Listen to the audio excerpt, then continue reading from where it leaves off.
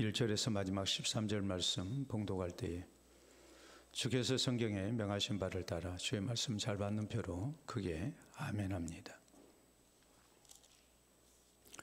성경 봉독합니다. 하나님이여, 찬송이 시온에서 주를 기다리오며 사람이 소원을 주께 이행하리이다. 기도를 들으시는 주여, 모든 육체가 주께 나아오리이다. 죄악이 나를 이겨싸우니 우리의 허물을 주께서 사하시리이다. 주께서 택하시고 가까이 오게 하사 주의 뜰에 살게 하신 사람은 복이 있나이다. 우리가 주의 집 곧 주의 성전의 아름다움으로 만족하리이다. 우리 구원의 하나님이시여, 땅의 모든 끝과 먼 바다에 있는 자가 의지할 주께서 의를 따라 어미하신 일로 우리에게 응답하시리이다. 주는 주의 힘으로 산을 세우시며 권능으로 띠를 띠시며 바다의 설렘과 물결의 흔들림과 만민의 소요까지 진정하시나이다. 땅끝에 사는 자가 주의 징조를 두려워하나이다. 주께서 아침 되는 것과 저녁 되는 것을 즐거워하게 하시며 땅을 돌보사 물을 대어 심히 윤택하게 하시며 하나님의 강에 물이 가득하게 하시고 이같이 땅을 예비하신 후에 그들에게 곡식을 주시나이다. 주께서 밭고랑에 물을 넉넉히 대사 그 이랑을 평평하게 하시며 또 담비로 부드럽게 하시고 그 싹에 복을 주시나이다. 주의 은택으로 한 해를 관시우시니 주의 길에는 기름방울이 떨어지며 들의 초장에도 떨어지니 작은 산들이 기쁨으로 띠를 띠었나이다. 초장은 양떼로 옷 입었고 골짜기는 곡식으로 덮였음에 그들이 다 즐거이 외치고 또 노래하나이다. 아멘. 조선시대 수도인 한양에 살던 사람들은 그 신분에 따라서 사는 것이 달랐습니다. 청계천 이북인 북촌은 궁궐과 관청이 밀집되어 있었습니다. 그러므로 신분이 높은 왕족과 양반들이 살았습니다. 청계천 이남에서 남산 기슭에 이르는 남촌에는 신분이 낮은 가난한 양반들과 하급 관리들이 살았습니다. 그리고 이 북촌과 남촌 사이에 중촌이 있었습니다. 청계천 광교 부근으로서 오늘날 을지로와 종로 사이입니다. 이 중촌에는 의술을 담당했던 의관과 대외적으로 통역을 담당했던 역관 등의 중인들과 상인들이 살았습니다. 그런가 하면 신분이 매우 낮은 상민들과 천민들은 변두리나 성 밖에서 살았습니다. 그러므로 조선시대에 한양에 살던 사람들은 어디에서 사느냐가 곧 그 사람의 신분을 나타냈습니다. 그리고 당시 기준으로 볼 때에 북촌에 사는 사람들은 가장 성공한 사람들이었고 또 가장 복받은 사람들로 인정받았습니다. 이스라엘의 2대 왕인 다윗 시대에도 수도인 예루살렘 성 어디에 사느냐가 곧 그 사람의 신분을 나타냈습니다. 일반적으로 왕족이나 신분이 높은 사람들은 왕궁을 중심으로 가까이 살았습니다. 왕궁에서 멀리 살수록 신분이 낮은 사람들이 살았습니다. 그런데 오늘 본문 시편을 쓰고 있는 다윗 왕은 1절에 하나님이여, 찬송이 시온에서 주를 기다리오며 사람이 소원을 주께 이행하리이다라고 먼저 고백합니다. 그동안 하나님께서 내게 베푸르신 은혜를 찬송하면서 하나님 앞에 나와 하나님을 향한 소원을 지키겠다고 고백합니다. 그리고 계속 이어지는 말씀 가운데 4절에 이르러서는 주께서 택하시고 가까이 오게 하사 주의 뜰에 살게 하신 사람은 복이 있나이다. 우리가 주의 집 곧 주의 성전의 아름다움으로 만족하리이다라고 고백합니다. 지금 하나님의 백성으로서 성전에서 하나님을 섬기며 주의 뜰에서 하나님의 영광을 찬송합니다. 다윗은 이 예배의 자리에서 또 하나님 앞에 나와 하나님을 섬기며 사는 이 순간을 놓고 이것이 참으로 복되다고 고백하면서 하나님의 은혜에 감사를 드리고 있는 것입니다. 다윗은 이스라엘의 왕입니다. 다윗은 지금 백양목으로 지은 크고 아름다운 왕궁에서 살고 있습니다. 모든 백성들이 부러워하는 이스라엘의 왕이 바로 다윗입니다. 그럼에도 불구하고 다윗은 하나님께서 선택하셔서 주의 뜰에 살게 하신 사람, 즉 하나님의 백성된 성도가 복되다고 고백합니다. 내가 잘 지어진 궁궐 속에 있을 때 내가 복되다고 생각하지 아니하고, 내가 하나님 앞에 나와 하나님 앞에 예배드리며 주의 뜰에 서 있다는 것 자체가 하나님 앞에 얼마나 감사하고 기쁘고 복된 일인가를 고백하면서 하나님을 섬기고 있는 것입니다. 이 복에 진심으로 감사하며 하나님 은혜에, 그 은혜에 만족하며 하나님의 은혜를 찬송하는 것이 바로 다윗의 모습이었습니다.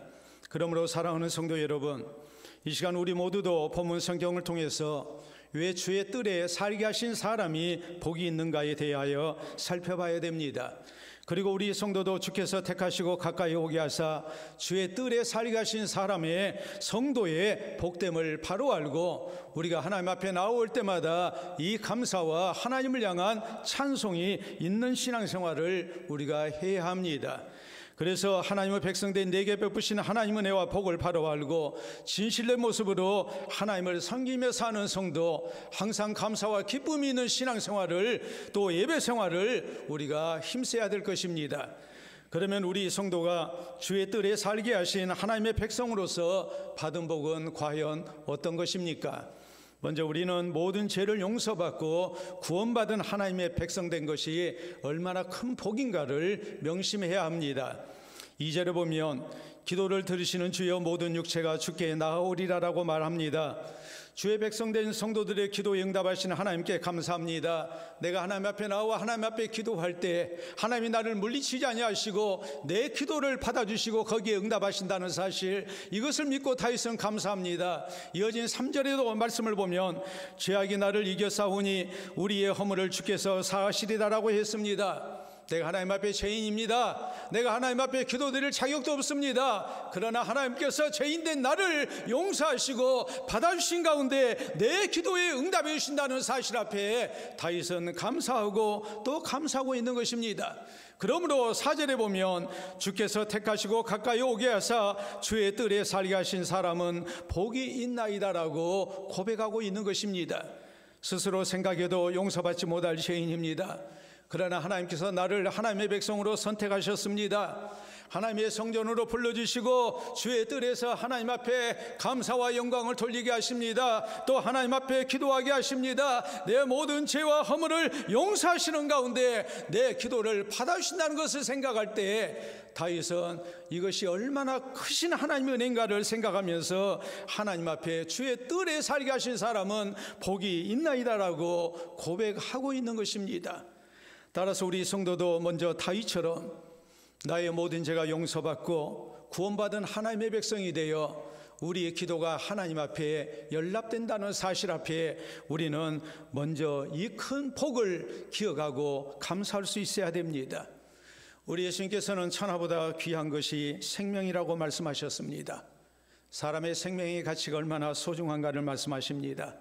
사람이 천하를 얻고도 자기 생명을 잃으면 무엇이 유익하겠느냐고 강조하십니다. 그만큼 우리에게 있어서 가장 소중한 것은 생명이라는 말이요, 우리 육신보다도 더 중요한 것은 우리의 영혼이라는 말입니다.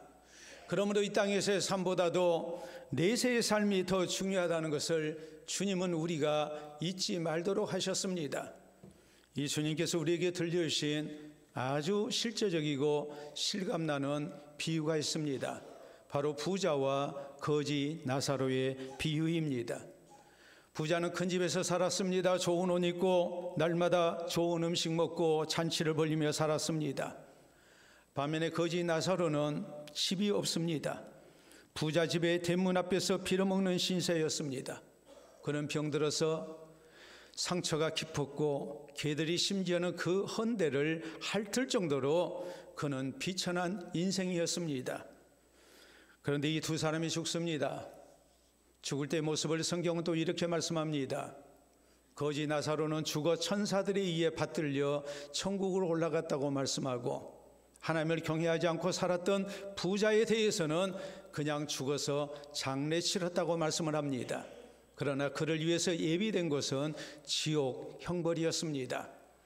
우리 주님께서 이 비유를 통해서 강조하신 말씀이 무엇일까요? 아마도 부자는 그 동네에서 가장 좋은 집에서 살았을 것입니다.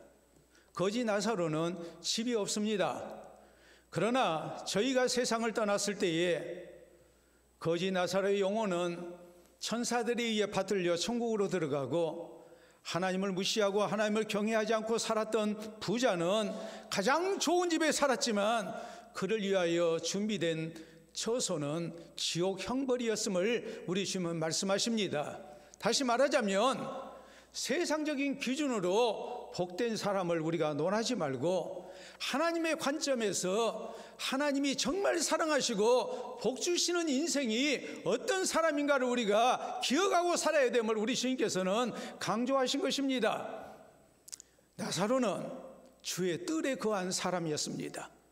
그러나 부자는 궁궐 같은 집에서 살았다 할지라도 하나님 앞에 설 수 없는 사람이었고, 하나님 앞에서 비천한 인생, 버림받은 인생이었음을 우리에게 강조하시는 것입니다. 그렇기 때문에 우리가 예수님을 구주로 믿고 구원받아서 하나님 앞에 나와 예배드리고 하나님의 베푸시는 용서 속에 우리의 기도가 응답받고 우리가 구원받아 천국 갈 수 있다는 것, 이것이 우리에게 얼마나 큰 복인가를 우리가 알고 내가 하나님 앞에 복받은 인생인 것을 우리가 믿어야 된다는 사실입니다. 사도 바울은 당시 사람들이 가장 사모하고 자랑했던 로마의 시민권을 최고라고 생각하지 않았습니다. 그 자신도 로마의 시민권자였지만 바울은 우리의 시민권은 하늘에 있다라고 외치면서 하나님 나라의 거처를 허락받은 주의 백성들이 가장 소중하고 복되다는 사실을 선포합니다. 구원의 은총이 이토록 소중하다는 것을 우리에게 강조하고 있는 것입니다. 로마에 가면 카타콤이라는 기독교 성지가 있습니다. 카타콤은 지하 동굴 묘지입니다. 주 313년 로마의 콘스탄틴 황제가 기독교를 공인하기까지 그리스도인들은 많은 박해 속에 여기 숨어서 살아야 했습니다. 오늘날 발견된 카타콤은 45개가 있습니다. 지하 5층에서 6층의 그런 규모를 자랑합니다. 총 길이가 900km 이상입니다. 약 250여 년 동안 600만여 명의 많은 그리스도인들이 이곳에서 살다가 죽었고 거기 매장이 됐습니다. 그들은 박해 속에서도 죽을 때까지 신앙을 지켰습니다. 그런데 카타콤에 가면 입구에 초기 그리스도인들의 신앙을 나타내는 상징물이 있습니다. 관에 장식했던 그런 조각품들, 그리고 또 그려놨던 그런 흔적들입니다. 오늘날로 말하자면 바로 내가 그리스도를 구주로 믿는 구원받은 성도인 것을 나타내는 표식입니다. 우리가 한번 보도록 하겠습니다. 카타콤에 가면 저렇게 많은 장식품들이, 관 위에 놓여있던 장식품들, 표시가 됐던 장식품들이 저렇게 나타나 있습니다. 우리가 좀 확대해서 하나하나 보도록 하겠습니다. 물고기가 나와 있는데 왼편에 익두스라고 되어 있는 저 말은 헬라어로 다름이 아니라 하나님의 아들 예수는 우리의 구주라는 뜻을 이렇게 적었을 때 그 두 문자를 이렇게 따로 떼서 읽게 되면 익두스가 되고, 익두스는 물고기라는 뜻입니다. 그래서 초대 그리스도인들의 암호였습니다. 예수님께서 오병이어의 표적을 나타내신 것, 이것으로 이제 박해 시대에 내 신앙을 고백했고 또 같은 신앙을 가진 사람들끼리 이렇게 소통했습니다. 오른쪽에 있는 비둘기는 바로 성령을 뜻합니다. 다음 우리가 사진 보도록 하겠습니다. 역시 물고기 익두스가 있고, 그 다음에 P자가 적어져 있고 거기 X자 표시가 되어 있습니다. 저것은 영어로 읽는 알파벳이 아니고 헬라어로 읽는 알파벳입니다. 바로 예수 그리스도를 뜻하는 그런 표식입니다. 다음 우리가 보시게 되면 저기 배가 있고 그리고 이제 노를 젓는 모습이 나와 있죠. 왜 갑자기 배가 나올까요? 다음 보도록 하겠습니다. 닻이 나오죠. 닻이 나오고 알파와 오메가가 써 있습니다. 헬라어로 알파와 오메가는 헬라어 알파벳의 첫 글자와 그 글자입니다. 우리가 성경을 보면 하나님께서 또 예수 그리스도는 우리의 알파와 오메가, 시작과 끝이 되시는 분이라고 말씀하십니다. 온 세상을 창조하시고 또 세상을 심판하실 주님이십니다. 역사의 시작과 끝을 관할하시는, 주관하시는 역사의 주인 되시는 하나님, 또 우리의 창조주가 되시고 심판주가 되시는 우리 주님을 나타내는 바로 알파와 오메가입니다. 근데 닻이 있죠. 왜 닻이 있을까요? 다음 사진을 보시게 되면 역시 여기에도 닻이 있고 물고기들이 있습니다. 또 다음 사진 보시도록 하겠습니다. 저것은 이제 물고기 2마리와 닻이 이렇게 있어가지고, 그래서 이제 카타콤에 대한 설명문이, 안내문이 이렇게 입구에 걸려있는 모습입니다.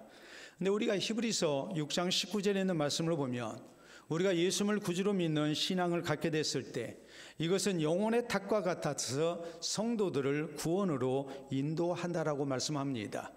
그렇기 때문에 영혼의 닻이라는 것은 성도가 지상에서의 모든 신앙의 여정을 마치고 무사히 영원한 항구 천국에 도착해서 영혼의 닻을 내리는 것을 의미합니다. 한마디로 말해서 천국 구원을 상징하고 있는 것입니다. 초기 그리스도인들이 로마에서 생활할 때에 세상에 사는 동안 저희는 비천한 신세였습니다. 거처라고 말할 것도 없는 카타콤에서 지하 동굴묘지에서 살았습니다.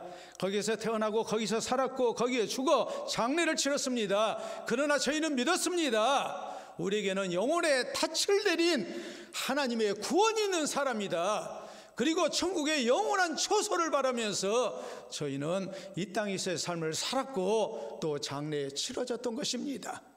저희가 주의 뜰에 거한 자로서 하나님의 구원을 입은 자로서의 그 감사와 기쁨과 만족을 이렇게 고백을 하고 있는 것입니다. 사랑하는 성도 여러분, 성경은 히브리서 11장의 믿음의 선진들은 이 땅에서 외국인처럼 나그네처럼 살았다고 말씀합니다. 왜냐하면 이 땅에 사는 것이 영원한 거처가 아니라 우리에게 영원한 본향 천국이 약속되어 있다는 것을 믿었기 때문이라고, 그리고 그것을 소망하면서 살았기 때문이라고 성경은 말씀하십니다. 이 땅에서 어디 사느냐가 중요한 것이 아니라, 이 땅의 집 주소가 중요한 것이 아니라 더 중요한 것은 천국의 집을 약속받았는가 받지 아니했는가인 것을 우리에게 말씀하고 있습니다.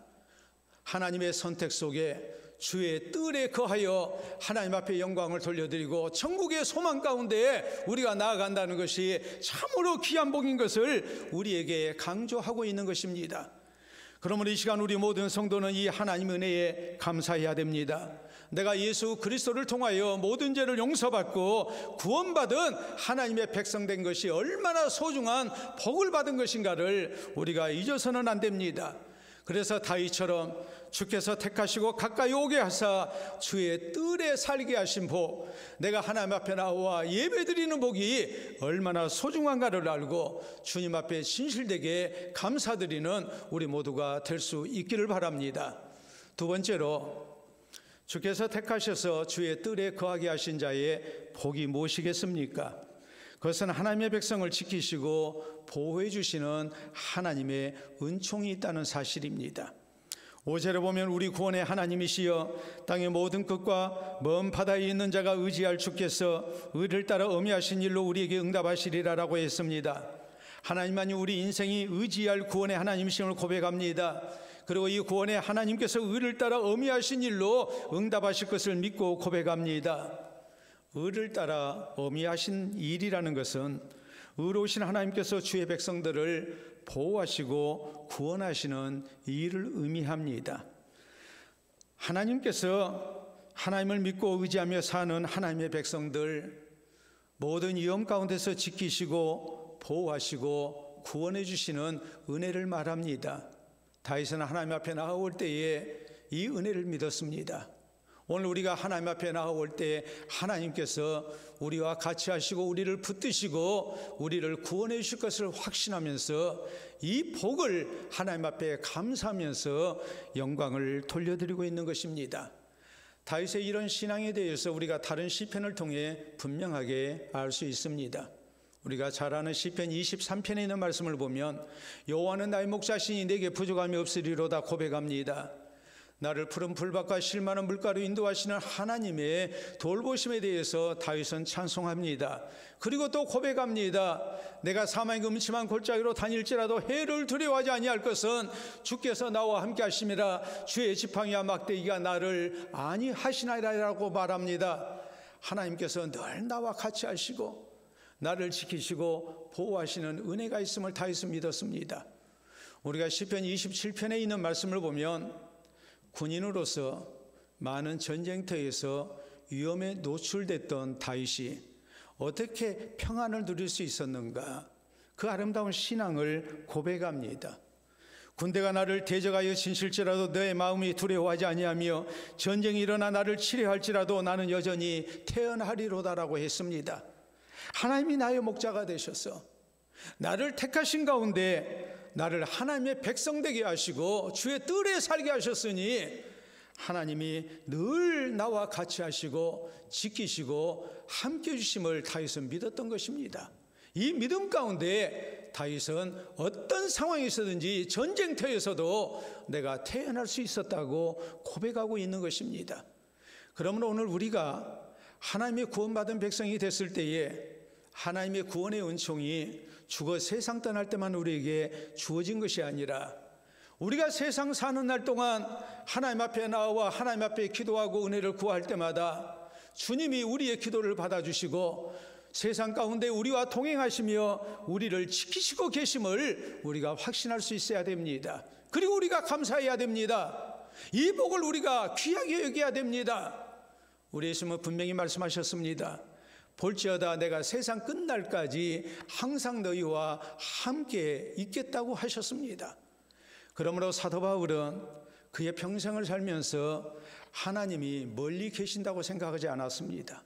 저 하늘에 계신 하나님이라고만 생각하지 않았습니다. 사도 바울은 하나님이 내 곁에 계신다고 고백합니다. 그가 평생을 살고 하나님 나라 사역을 위해서 헌신을 마쳐가는 때에 디모데후서 4장 17절로 18절에 보면 이렇게 고백을 합니다. 주께서 내 곁에 서서 나를 강건케 하셨다. 나를 사자의 입에서 건져주셨다. 내가 이방인에게 주의 복음을 잘 증거할 수 있도록 나를 붙들어 주셨다. 이제도 나를 악한 일에서 건져주실 것이고 이후에 천국 갈 때까지 하나님이 나와 같이 하시고 나를 인도하실 것이라고 그는 담대히 고백합니다. 내가 사는 날 동안 내 곁을 떠난 사람들이 많았습니다.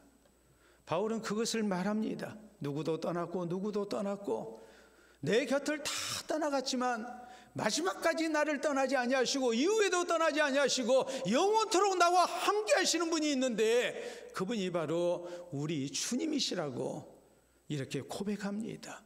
그리고 사도 바울은 이것을 통해서 참 평안을 누릴 수 있었고 또 자신이 또 우리 성도가 하나님 앞에 받은 복이 얼마나 귀하고 큰 것인가를 이렇게 가르치고 있는 것입니다. 우리 민족의 오래된 풍습 가운데 손톱에 봉숭아 물들이는 풍습이 있습니다. 제가 한번 확인해 보도록 하겠습니다. 손톱에 봉숭아물 들여보신 분 손 들어보십시오. 우리 성가대 안 들였습니까? 손톱에 봉숭아물 한 번도 안 들였어요. 손 들어서 펴보세요. 예. 손톱에 봉숭아물도 못 들여본 불쌍한 사람들이 있네요. 저는 들여봤을까요? 안 들여봤을까요? 저도 들여봤어요. 누나가 봉숭아 물들이면서 내한테도 오라 그래가지고 봉숭아 물들여줍니다. 근데 사내아이가 무슨 봉숭아 물들이느냐, 이게 참 부끄러운 일인지라 새끼 손톱 하나만 이렇게 물들여서 다니고 그랬습니다. 근데 놀라운 일은요, 빨간 장미꽃으로 물을 들이면 손톱에 물이 들까요? 안 들까요? 놀라운 일이라고 그랬잖아요. 물이 들겠어요? 안 들겠어요? 물이 안 듭니다. 물이 안 드는 이유는 장미 자체에 색을 낼 수 있는 색소가 없기 때문입니다. 그러니까 빨간 장미꽃으로 물을 들여도 물들이지 않습니다. 물들지 않아요. 그러나 봉숭아는 빨간 꽃은 물론이고 봉숭아꽃 보면 빨간 꽃, 분홍색 꽃만 있는 게 아니고 또 무슨 색이 있나요? 하얀 꽃도 있어요. 하얀 꽃으로 물들이면 물이 들까요, 안 들까요? 물이 듭니다. 뿐만 아니라 봉숭아는 꽃에만 물들일 수 있는 색소가 있는 게 아니고 어디에도 있을까요? 잎에도 줄기에도 있습니다. 꽃 색깔과 상관없이 모든 봉숭아 꽃잎에는 또 줄기와 잎에는 주황 색소가 들어 있습니다. 그렇기 때문에 여기에 소금이나 백반이나 혹은 숯을 섞어 가지고 이렇게 물을 들이면 물이 진하게 이렇게 들게 됩니다. 그런데 우리가 궁금하죠? 손톱에 봉숭아 물을 들이는 풍습이 왜 생겼을까? 그것은 다름이 아니고 붉은 빛은 귀신이 싫어하는 색이라고 우리 조상들은 생각했습니다. 그래서 귀신이나 질병이 침범하지 못하도록 손톱에 봉숭아 물을 들인 겁니다. 그래서 건강을 지키고 애군으로부터 보호받기 위해서 나온 풍습이 바로 봉숭아 물들이는 풍습입니다. 뿐만 아니라 우리가 동지 때 뭐 먹습니까? 팥죽 먹죠. 동지죽 먹죠. 먹기만 하는 게 아니죠. 그거 가지고 뭐 했습니까? 십대문밖에 뿌렸습니다. 그 뿌리는 이유는 다른 게 아니고 이 붉은 팥물이, 팥죽이 애군을 막아준다고 믿었기 때문에 그런 겁니다. 항상 여러 가지 위험 속에서 노출되어 살아가야 하는 인생인지라 뭔가로부터 보호받고 싶어서 그런 풍습이 생겨난 겁니다. 사랑하는 성도 여러분, 성경은 시편 121편에 우리 하나님이 우리를 어떻게 보호하신 데 대해서 말씀하십니다. 졸지도 아니하시고 주무시도 아니하시고 하나님의 백성된 성도를 지키시고 계신다고 말씀하십니다.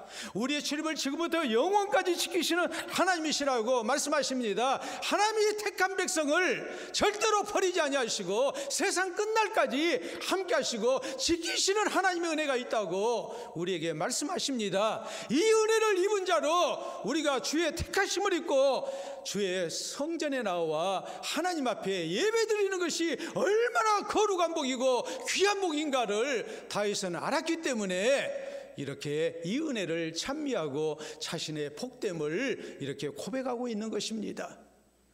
그러므로 이 시간 우리 성도들이 하나님의 약속을 믿어야 됩니다. 하나님의 복을 믿어야 됩니다. 그리고 우리가 구원받은 하나님의 백성으로서 주의 뜰에 나와 하나님의 백성으로 하나님 앞에 기도하고 찬송할 때 하나님이 우리와 같이 하시고 우리 기도를 받으시고 우리를 선한 길로 인도해 주시고 보호해 주시는 은혜가 있음을 확신하며 우리가 감사 속에 하나님 앞에 영광을 돌려드리는 우리 모든 성도들이 될 수 있기를 바랍니다. 세 번째로 하나님이 택하셔서 주의 뜰에 거하게 하신 살게 하신 백성의 복이 무엇이겠습니까? 그것은 다름이 아니고 하나님의 백성된 성도의 삶 가운데 하나님이 함께 하시고 도와주시는 은혜라고 말씀하십니다. 6절로 7절에 보면 다윗은 고백합니다. 주는 힘으로 산을 세우시며 권능으로 띠를 띠시며 바다의 설렘과 물결의 흔들림과 만민의 소요까지 진정하시나이다라고 했습니다. 우리 하나님께서 산천초목을 바다를 다 다스리고 계십니다. 온 세상을 다스리고 계시는 하나님이시라는 말입니다. 8절에 보면 땅끝에 사는 자가 주의 징조를 두려워하나이다. 주께서 아침 되는 것과 저녁 되는 것을 즐거워하게 하시며 했습니다. 세상의 불신 백성들은 하나님이 크고 위대하신 하나님이시기 때문에 두려워하지만 성도는 이 크고 위대하신 하나님이 우리의 하나님이 되시고 아버지가 되시고 우리를 지키시고 보호하시기 때문에 날마다 즐거움으로 하루하루를 살아가는 복을 허락받았다고 강조하고 있는 것입니다. 그 이유를 9절에 말씀합니다. 땅을 돌보사 물을 대어 심히 윤택하게 하시며 하나님의 강에 물이 가득하게 하시고 이같이 땅을 예비하신 후에 그들에게 곡식을 주시나이다. 이어진 10절에 주께서 밭고랑에 물을 넉넉히 대사 그 이랑을 평평하게 하시며 또 담비로 부드럽게 하시고 그 싹에 복을 주시나이다 라고 말씀합니다. 우리 하나님께서 때를 따라서 이른 비 늦은 비를 적당하게 주십니다. 모든 농사가 잘되게 하십니다. 우리의 수고에 아름다운 결실을 하나님이 허락하십니다.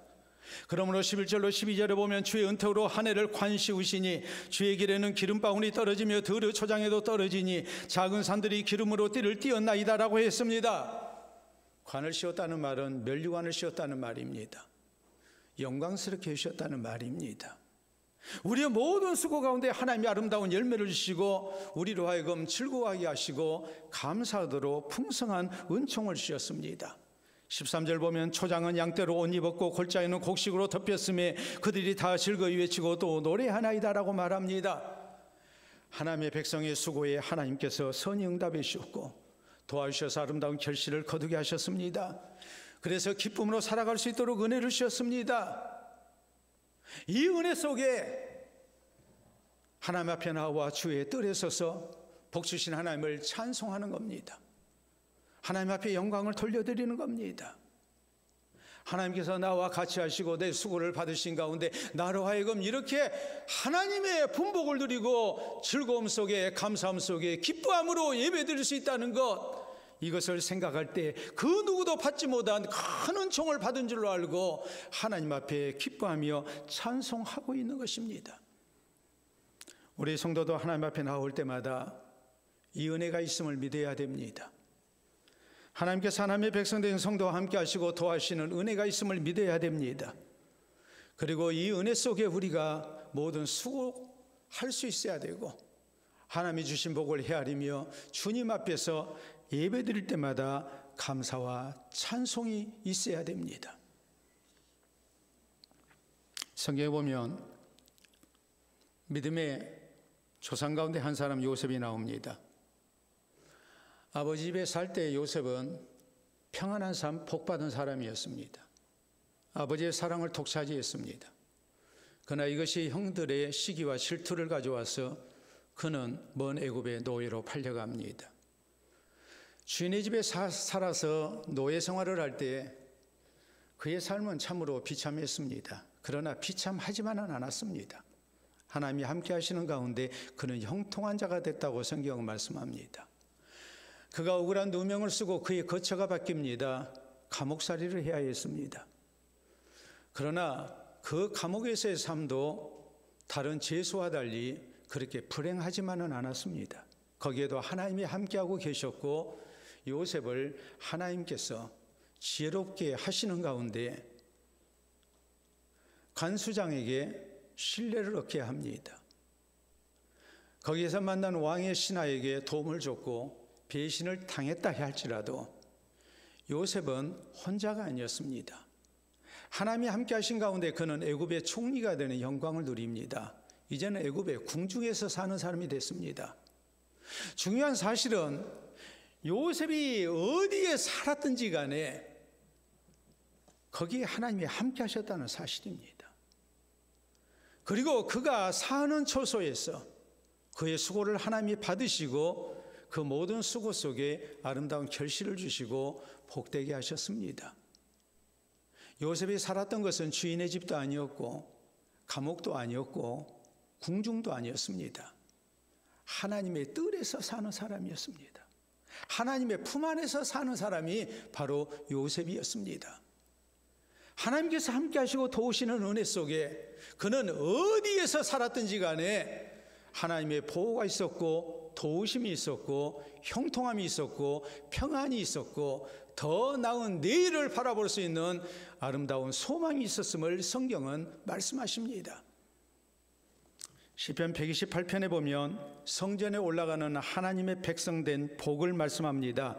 내가 내 손이 수고한 대로 먹을 것이라 내가 복되고 형통하리로다 해서 하나님을 찾는 백성에게 하나님의 함께 하시고 도우시는 은혜가 있음을 우리에게 약속하십니다. 우리나라 교인들에게 설문조사를 했습니다. 가장 좋아하는 성구가 무엇인지. 그랬더니 이 세 가지가 선정이 됐습니다. 우리가 한번 하나하나 보도록 하겠습니다. 먼저 요한복음 3장 16절에 있는 말씀, 하나님이 세상을 이처럼 사랑하사 독생자를 주셨으니 이는 그를 믿는 자마다 멸망하지 않고 영생을 얻게 하려 하십니다. 예수님 통해서 우리가 구원받은 복이 얼마나 소중한지 이 하나님의 말씀을 성도들이 사랑한다고 했습니다. 다음, 우리가 여호수아서 1장 9절에 있는 말씀을 보면 내가 네게 명령한 것이 아니냐, 강하고 담대하라, 두려워하지 말며 놀라지 말라, 네가 어디로 가든지 내 하나님 여호와가 너와 함께하느니라 하시니라. 이스라엘의 새로운 지도자가 된 여호수아를 향해서 하나님께서 두려워하지 말라고, 하나님이 어디로 가든지 함께하고 지켜주겠다고 약속하신 말씀입니다. 다음에 이사야서 41장 10절에 있는 말씀입니다. 두려워하지 말라, 내가 너와 함께함이라. 놀라지 말라, 나는 내 하나님이 됨이라. 내가 너를 굳세게 하리라. 참으로 너를 도와주리라. 참으로 나의 의로운 오른손으로 너를 붙들리라. 우리가 어디에서 무엇을 하든지 하나님께서 함께 하시고 주님의 의로우신 팔로 전능하신 오른손으로 주의 백성을 붙드시고 도와주시고 형통케 하시고 책임져 주실 것을 우리에게 약속하신 말씀입니다. 하나님의 백성된 우리가 영육간에 얼마나 복된 은혜를 약속받았는가를 우리에게 믿게 하는 송구들입니다. 그러므로 사랑하는 성도 여러분, 우리 모두 하나님의 택하심을 입고 주의 뜰에 살게 된 우리 성도와 주님이 함께 하시고 도와주시는 은혜가 있음을 우리는 굳게 믿어야 됩니다. 이 믿음으로 하나님 앞에 나와서 하나님을 더욱 의지하고 또 열심으로 사는 성도가 되어야 됩니다. 그래서 하나님의 도와주시는 은혜를 허락받고 이 복에 감사하면서 주의 뜰에 설 때마다, 하나님 앞에 나와 예배 드릴 때마다 하나님을 향한 진실된 감사 찬송이 있는 우리 모두가 될 수 있기를 바랍니다. 오늘날 우리나라에서 가장 소득이 높은 사람들이 살고 있는 곳, 그것은 바로 서울 강남 3구입니다. 강남구 서초구 송파구입니다. 교통 여건이 좋습니다. 또 학군이 좋습니다. 대형 병원들이 자리 잡고 있고 대형 마트가 있고 또 백화점이 널려 있는 것이 바로 강남입니다. 각종 문화시설이 함께하고 있기 때문에 수준 높은 문화생활도 가능한 것입니다. 거기에다가 한강변에 위치하고 있기 때문에 조망도 굉장히 뛰어납니다. 살기 좋은 것이요, 자연 아파트 가격도 다른 지역과는 비교할 수 없을 정도로 비쌉니다. 그러므로 강남 3구를 서울특별시 특별구라고 얘기합니다. 이 시대 강남 3구에 산다는 것은 다른 지역에 사는 사람들보다도 훨씬 경제적으로 낫다는 의미로 통하고 있습니다. 그러므로 너도 나도 강남에서 사는 것을 부러워합니다. 소원합니다. 강남에 살면 성공한 인생이요 복받은 사람이라고 생각합니다. 이런 사람이 진짜 서울 특별시민이요 대한민국 특별시민이라고 자부할 만하다고 많은 사람들이 인정합니다. 그러나 신실한 하나님의 사람이었던 다윗은 그렇게 생각하지 아니했습니다. 다윗은 강남 3구와는 비교할 수 없는 화려한 왕궁에 살고 있었던 사람이었지만은 그것이 진정한 복이라고 믿지 않았습니다. 하나님께서 택하셔서 하나님 앞에 나와 예배드리고 주의 뜰에 서 있는 백성들, 하나님 품 안에서 살고 있는 백성들, 이들이 가장 복되다고 다윗은 믿었습니다. 다름이 아닙니다. 하나님께서 모든 죄를 용서하시고 받아주시는 하나님의 백성이 됐기 때문에, 우리 하나님께서 이 하나님의 백성과 함께 하시고 지키고 계시기 때문에, 뿐만 아니라 하나님의 백성된 성도들의 모든 수고에 선히 응답하시고 도우시는 가운데 우리 하나님의 은총 속에 살게 하시기 때문에 이것 이상 더 큰 복이 없다고 다윗은 믿었습니다. 그러므로 사랑하는 성도 여러분, 오늘 우리 모두에게도 다윗처럼 이 신앙 고백이 있어야 합니다. 그래서 하나님께서 택하셔서 주의 뜰에 살게 하신 하나님의 백성된 것을 큰 복으로 믿고 우리가 하나님 앞에 나와 예배드릴 때마다 다윗처럼 하나님 앞에 진실되게 감사하면서 하나님께 영광을 돌려드리는 찬송을 부르는 우리 모든 성도 되시기를 우리 주의 이름으로 축원합니다. 우리 함께 기도합니다. 오늘 하나님 앞에 나와 예배드릴 수 있다는 것이 얼마나 감사한 일이고 복된 일인가를 다시 한번 기억합시다.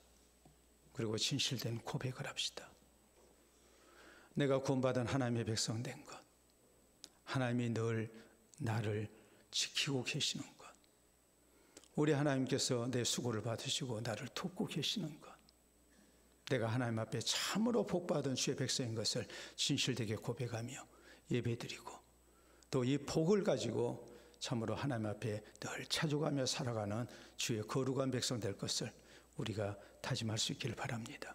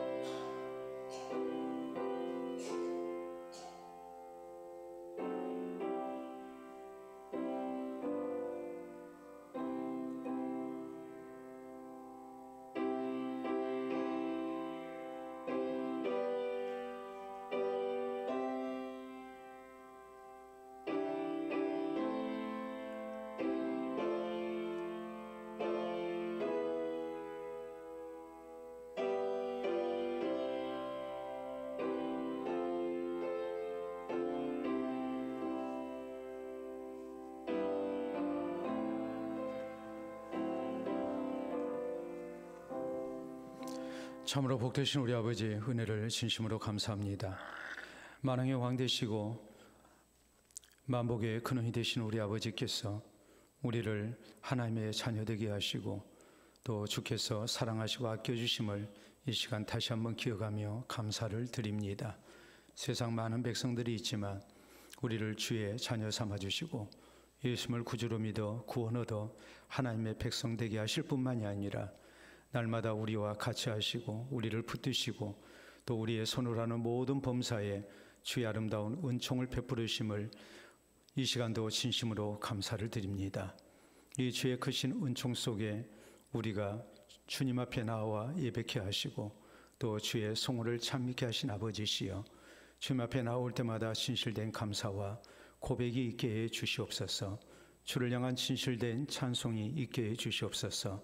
영육간에 허락받은 이 거룩한 은총을 우리가 기억하며 늘 하나님 안에서 기뻐하고 즐거워하게 하시고 자족하며 살아가는 우리 모두가 되게 해 주시옵소서.